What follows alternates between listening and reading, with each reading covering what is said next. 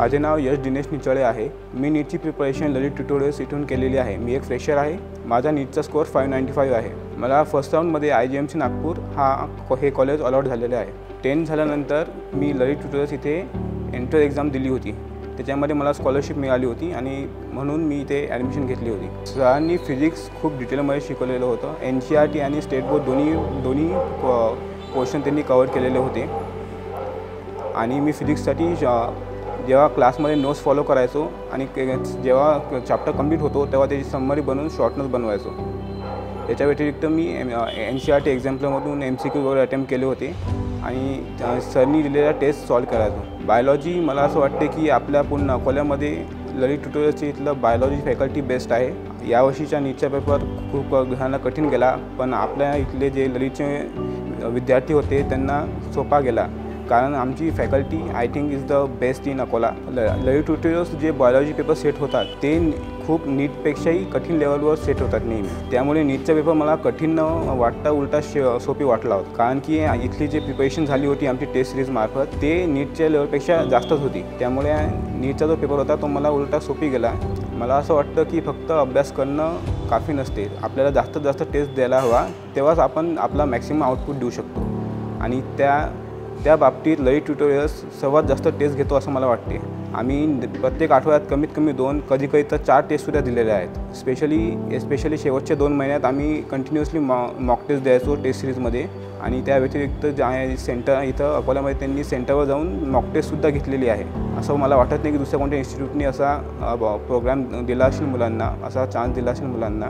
मला असं वाटते की ललित ट्युटोरियलचा नॉटिंग स्टाफ खूप फ्रेंडली आहे। त्यांनी जेव्हा आमचे ऑफलाईन क्लासेस सुरू झाले तेव्हा त्यांनी आमच्यासोबत खूप कोऑपरेट केले।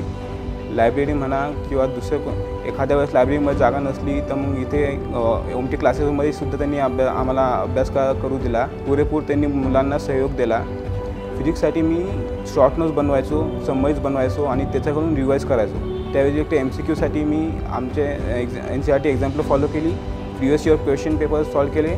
केमिस्ट्रीसाठी म्हटलं तर इनऑर्गॅनिकसाठी आणि ऑर्गॅनिकसाठी NCERT फॉलो केली आणि फिजिकल केमिस्ट्रीसाठी आय थिंक खूप चांगली फॅकल्टी आहे इथे ललितवर, तर मी फिजिकलसाठी फक्त नोट्सच फॉलो केले। माझं नाव दिनेश मधुकर निचळे आहे। मी खडकी अकोला येथे राहतो आणि माझे काम हे ब्रोकरशिपचे आहे।